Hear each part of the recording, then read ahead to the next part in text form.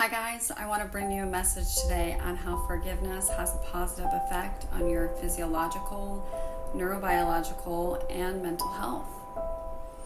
So most of you might not think about how resentment and anger can affect your health or even your neurobiology, but rather how it affects your mental state of being. I'm going to share some new scientific data about how the act of forgiveness helps to rewire the brain. But first, let's dig into this a little bit deeper.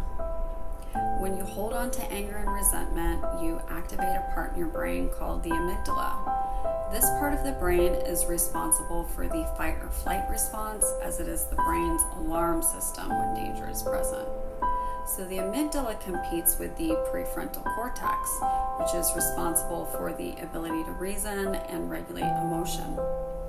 The amygdala wins out if the threat is great enough and sends a signal to the hypothalamus, which triggers the sympathetic nervous system, and these little cells known as glial cells.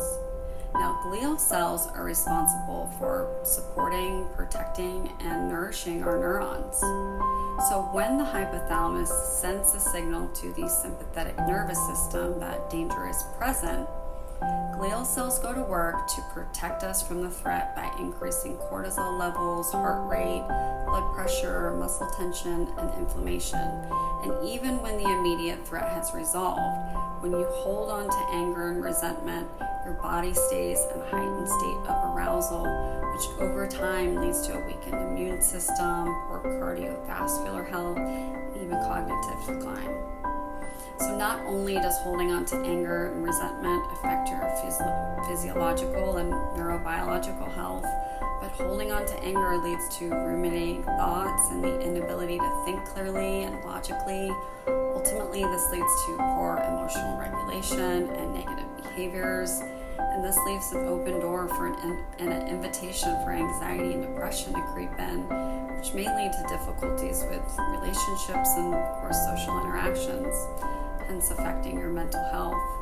Now, the beauty of the glial cells are, just as they came in to protect with full armor during a threat, when you make a conscious choice to forgive and let go, these very same glial cells come in to nourish and clean up the neuronal connections by decreasing the cortisol levels and inflammation that were associated with the anger and resentment, much like a vacuum.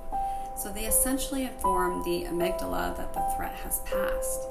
This ultimately produces a state of homeostasis within the brain and brings physiological balance and mental well-being. So as a bonus, glial cells are most active at night. So practice the skill of forgiving every night before you go to bed and attune into the positive effects. Peace, strength, love, and light.